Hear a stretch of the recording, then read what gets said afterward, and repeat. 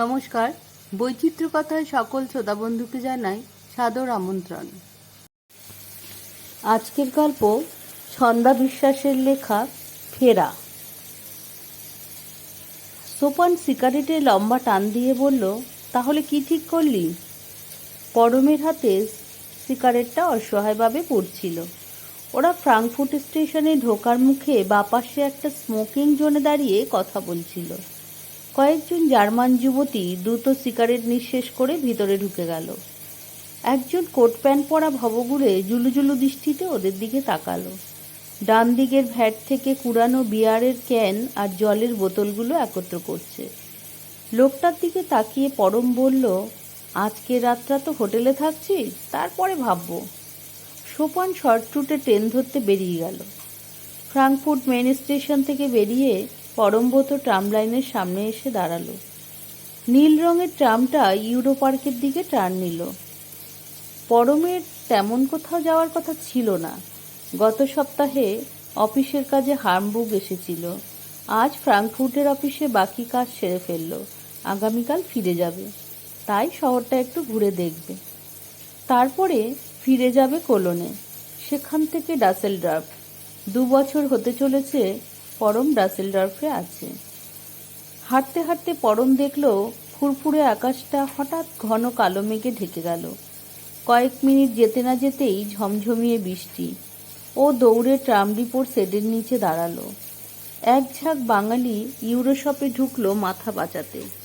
সেই ভবঘুরে ডাস্টবিন ঘেটে 2টো জলের বোতল আর বিয়ারের কন্টেনার পিঠের ব্যাগে চালান করে দিল। বোতলগুলো গ্রসারি শপে দিলে 25 সেন্ট করে পাওয়া যায়। এখানে পিপাসায় বুক ফেটে গেলেও কোথাও বিনা পয়সায় জল পাওয়া যায় না, এমনকি রেস্টুরেন্ট কিংবা স্টেশনেও নয়। ঘর থেকে বের হওয়া মানে সব কিছু কিনে খেতে হবে। এখানে জল মহার্ঘ। কিছুক্ষণ আগেই তো পরম 3.5 ইউরো দিয়ে হাফ লিটার জল কিনল। হাফ লিটার জল আর 1 ক্যান বিয়ারের একই দাম। এক ঝাঁক জার্মান যুবতী মনের সুখে সিগারেট টানছে। পরম গোটা ইউরোপ ঘুরে দেখেছে মেয়েদের ভিতরে নিকোটিনের প্রতি তীব্র আসক্তি তুলনায় পুরুষের সংখ্যায় বেশ কম। আবার ঝকঝকে রোদ্দুর উঠল। পরম পায়ে পায়ে এগিয়ে গেল সেন্টার পয়েন্টের দিকে। স্ট্যাচু অব জাস্টিসের সামনে সেই বহুরূপী স্ট্যান্ডের উপর দাঁড়িয়ে ট্যুরিস্টদের সঙ্গে ফটো তুলছে। বিনিময়ে 2-1 ইউরো করে পাচ্ছে। একজন বেহালাবাদক ছট টানছে, হুবহু 5 বছর আগের চিত্র। একই ফ্রেম, একই রং তুলির শহর। প্রিয়া ছবি তুলেছিল এখানে দাঁড়িয়ে। ওর ঘরের বেডসাইডে টেবিলে রাখা আছে ছবিটা। সুন্দর ফ্রেমে ওর মা বাঁধিয়ে রেখেছে আরো কিছু ছবির কোলাজ। রাস্তার দুধারে ক্যাফেটেরিয়া আর রেস্টুরেন্টের সামনে অজস্র চেয়ার টেবিল পাতা আছে। সুভেনির সবগুলোতে ভিড় পর্যটকের। ঢং ঢং করে ঘন্টা বাজছে। চার্চের ঘন্টাটা বেশ জোরালো শোনালো। পরম হাতঘড়ি দেখল, এখানে দীর্ঘ বেলা। 8:30টাতে সূর্যাস্ত হলেও আকাশে 9টার পরেও আলো থাকে। কি দাম গো! 10 ইউরোতেও তেমন কিছু ভালো পাওয়া যায় না। 20-25 খসালে তবেই না। গলা শুনে পরম ঘাড় ঘোরায়। কয়েকজন বাঙালি ওর দিকে তাকালো, তারপরেই মুখ ফিরিয়ে নিল। পরম লক্ষ্য করল ওর সাদা টি শার্টে চে গেভারার ছবি। তাই কি কি বুঝলো কে জানে। পিঠের ব্যাগটা বেশ ভারী, ল্যাপটপ, আইপ্যাড, সঙ্গে ছাতা, জলের বোতল। ভেবেছিল ব্যাগটা হোটেলে রেখে আসবে, এলেই ভালো হতো। হাফব্যানহফ স্টেশন থেকে ঢিল ছোড়া দূরত্বে ওর হোটেল। সোপান খুব মজা করেছিল ওদের বিয়েতে। টানা 15 দিন ছিল কলকাতায়। বিয়ে, বৌভাত সেরে একসঙ্গে ফিরেছিল। পরম আর প্রিয়া ঠিক করেছিল ওরা সুইজারল্যান্ডে হানিমুন সারবে। 2 রাত লুসার্নে কাটালো, ক্রুজে ঘুরল, তারপর জুরিখ হয়ে ফিরল। পরম গির্জার রাস্তা ধরে আরো কিছুটা এগিয়ে গেল। পথের 2 ধারে অট্টালিকার সারি। গির্জার চূড়ো দেখা যাচ্ছে, বাকিটা গাছেদের আড়ালে চলে গিয়েছে। আরো কিছুটা এগোতেই আম্মাইন নদী, শহরের লাইফলাইন। প্রিয়াকে বিয়ের পরে নিয়ে এসেছিল, তখন ওর নতুন চাকরি। ফ্রাঙ্কফুর্টে ছিল মাস কয়েক। বাকি দিনগুলো জার্মানির বিভিন্ন শহরে। তারপরে কলকাতায় ফিরে গিয়েছিল। ওর বাবা মায়ের চাইতে প্রিয়ার বাবা মায়ের জন্যই ফিরে যেতে হলো। স্যালারি এক ধাপে অনেকটাই কমে গেল। প্রিয়া 6 মাসেই হাঁপিয়ে উঠেছিল। ইতিমধ্যে যাদবপুর থেকে ইমেল পেতেই ও আরো মরিয়া হয়ে বলল, ফিরে চলো পরম। নতুন বইয়ের আবদার বাধ্য হয়েই পরমকে ফিরতে হলো। উত্তর আর দক্ষিণ দুই প্রান্তে দুই পরিবারের বাস। পরমের অফিস রাজারহাটে, প্রিয়ার যাদবপুর বিশ্ববিদ্যালয়। প্রিয়া একদিন রাতে বিছানায় পরমকে জড়িয়ে বলল, আমি কিন্তু এবার থেকে মা বাবার সঙ্গে থাকবো।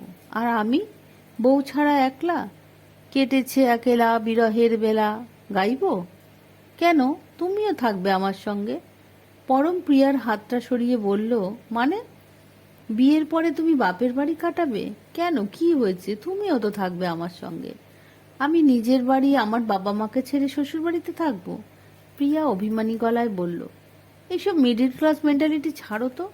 আমাদের দোতলা বাড়ির পুরোটাই ফাঁকা পড়ে আছে। কত জায়গা বলো তো, কি সুন্দর নিজেদের মতো থাকতে পারবো। আমার পড়াশোনারও সুবিধা হবে। পরমের বুকে অদৃশ্য কাটার খোঁচা লাগে। ও কি তুলনা টানছে? পরমদের 750 স্কোয়ার ফিটের ছোট ফ্ল্যাট এক চিলতে জায়গায় ও কি হাঁপিয়ে উঠেছে?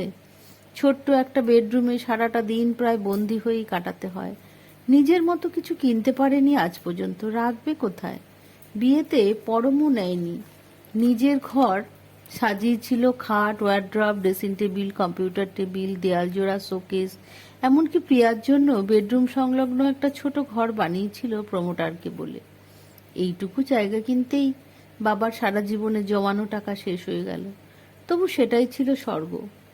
পরমের সে রাতটা বিষাদে কেটেছিল। পরম কিছুতেই রাজি ছিল না এই প্রস্তাবে। বন্ধুরা বলেছিল প্রথম রাতেই বিড়াল মারতে হয়। তাই সে শক্ত হয়ে বলল, বিয়ের পরে স্বামীর বাড়িটাই নিজের বাড়ি। তবে তোমার যখন ইচ্ছে বাবা মায়ের কাছে যেও, আমি তাতে বাধা দেব না। তবে পার্মানেন্ট থাকবে সেটা সম্ভব নয়। দুদিন মনমরা ছিল দুজনে। ফোন করছে না দেখে প্রিয়াকে সেদিন ফোন করেন ওর মা। প্রিয়ার গলা শুনেই জিজ্ঞাসা করেন, কি হয়েছে রে? পরমের সঙ্গে ঝগড়া নাকি শাশুড়ির সঙ্গে মনোমালিন্য? না না, শাশুড়ি মাটির মানুষ। তাহলে? মায়ের কাছে সত্যিটা লুকোতে পারেনি। মা বলেন, ঠিকই তো বলেছে পরম, বিয়ের পর ওটাই তোর বাড়ি। আর এতদিন যেখানে ছিলাম এটাও।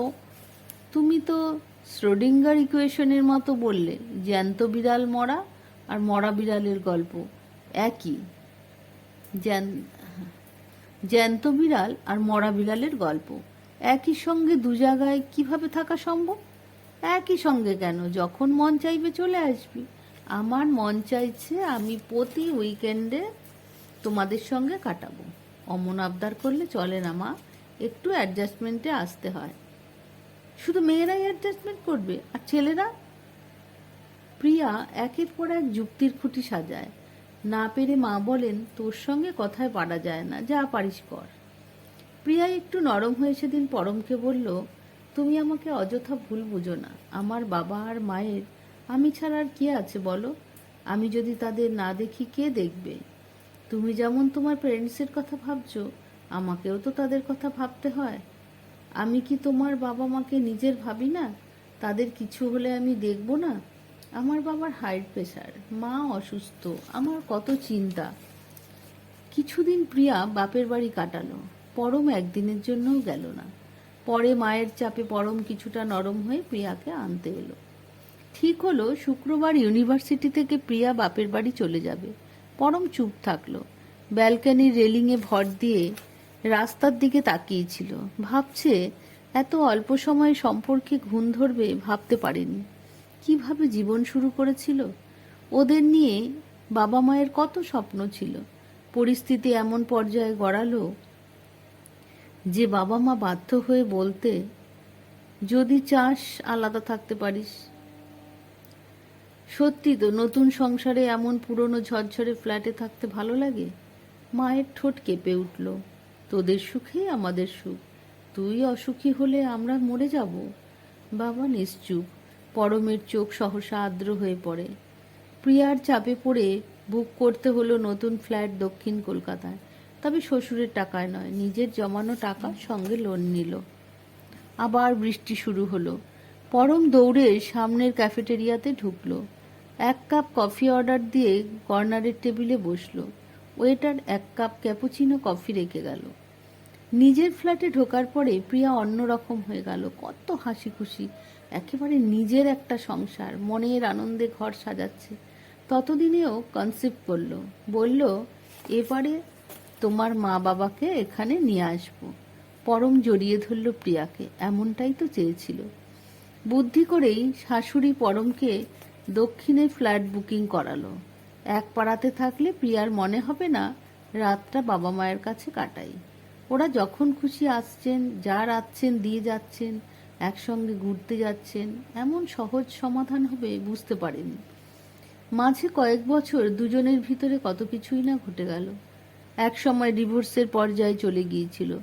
দুই পক্ষের মায়েদের মিলিত উদ্যোগে ওদের জীবনে শান্তি এলো। বৃষ্টি ধরে এলো, পরম লাভলক ব্রিজে এলো। এই আয়রন ফুট ব্রিজে উঠলে ফ্র্যাঙ্কফুর্ট শহরের দুদিকেই অনেক দূর পর্যন্ত দেখা যায়। নদীতে তখন সুর তুলে একদল যুবক দাঁড় বাইতে বাইতে এগিয়ে চলেছে। সন্ধে হয়ে আসছে, ব্রিজের আলো জ্বলে উঠল। লন্ডনের লাভলক ব্রিজের মতোই প্রেমিক প্রেমিকারা এখানে এলে তালা ঝুলিয়ে যায়, ভালোবাসার বন্ধন অক্ষয় হোক। পরম খুঁজছিল কোথায় সেবার ওরা তালা ঝুলিয়েছিল। তারপরে কত হাজার তালা ঝুলিয়েছে পৃথিবীর প্রেমিক প্রেমিকা যুগল। তবে সব প্রেম কি আর অটুট থাকে? যাকে চোখের আড়াল করতে মন চায় না, দেখা যায় সেই সব থেকে দূরে চলে যায়। নইলে ওদের জীবনে এমন হবে কেন? নিয়ম মেনে শহরের প্রখ্যাত গাইনোকোলজিস্টকে দেখাচ্ছিল। অপারেশন সাকসেসফুল, বেবি ওকে, মা বাচ্চা দুজনেই সুস্থ দেখে এলো। পরের দিন রাত থেকে প্রিয়ার শারীরিক পরিস্থিতির অবনতি হতে শুরু করলো। জেনারেল বেড থেকে সিসিইউতে ট্রান্সফার, তারপরেই সব শেষ। বাবা চাইছিল বাচ্চাটা নিজেদের কাছে থাকুক, প্রিয়ার বাবা মা চাইছেন ওদের কাছে রাখবেন। সকলে তাকিয়ে আছে পরমের মুখের দিকে। মা বলল, পরম কি বলছে শোনো। পরমের কিছু বলার ছিল না, উদাস দৃষ্টিতে তাকিয়েছিল বাবা মা শ্বশুর শাশুড়ির উত্তর শোনার অপেক্ষায়। বাচ্চাটার প্রতি স্নেহ মায়া জন্মানোর আগেই তো প্রিয়া চলে গেল। ভাবছিল প্রিয়া জোর করেই মা হতে চাইছিল, চলে যাবে বলেই কি এত তাড়া ছিল? মা বলল, আমাদের তো পরম আছে, ওরা তো নিঃস্ব হয়ে গেলেন, বাচ্চাটা ওদের কাছেই থাকুক, আমাদের মন চাইলে দেখে আসবো। পরম এই দুঃসহ জীবন কাটাতে পারছিল না, প্রিয়াহীন জীবন দুর্বিষহ হয়ে উঠল। মনের জোরে ফিরে এলো জার্মানিতে এক বুক হাহাকার নিয়ে। একটা ঝড়ো বাতাস বইছে, সঙ্গে ঝিরিঝিরি বৃষ্টি। পর্যটকেরা দৌড়চ্ছে মাথা বাঁচাতে। দূরে একটা সাদা রঙের ক্রুজ অপেক্ষা করছে জেঠিতে। পরম কাজগুলো বৃষ্টির ভেতর দিয়ে ঝাপসা হয়ে আসা ক্রুজটাকে দেখছে। হঠাৎ তীব্র শব্দে সাইরেন বেজে উঠল। জেটি ছেড়ে একটু একটু করে এগিয়ে যাচ্ছে ক্রুজটা, ফিরে যাচ্ছে গন্তব্যের দিকে। ঢেউ এসে ধাক্কা দিচ্ছে জেটির গায়ে। পরম ভাবছিল সবাইকে ফিরতে হয়, আগে নয়তো পরে। চিন্তার সুতোটা ছিন্ন হলো শিশুর গলা শুনে। দেখলো সামনেই ছোট্ট একটা বাচ্চা টলমল পায়ে ছুটে একবার মায়ের কাছে যাচ্ছে, পরক্ষণে বাবার দিকে। পরমের চোখে জল এলো, মনে হলো তালাটাও খুঁজে পেয়েছে। অন্তঃসত্ত্বা প্রিয়া একদিন পরমকে বলেছিল, এখানে কান পাতো, শুনতে পাবে। পরম শুনতে পাচ্ছে শিশুর কান্না, ওদের দুজনের ভালোবাসার বন্ধন। বন্ধুরা, গল্পটা এখানেই শেষ করলাম। গল্পটা যদি তোমাদের ভালো লেগে থাকে তাহলে আমার চ্যানেলটিকে সাবস্ক্রাইব করো আর লাইক ও শেয়ার করতে ভুলো না।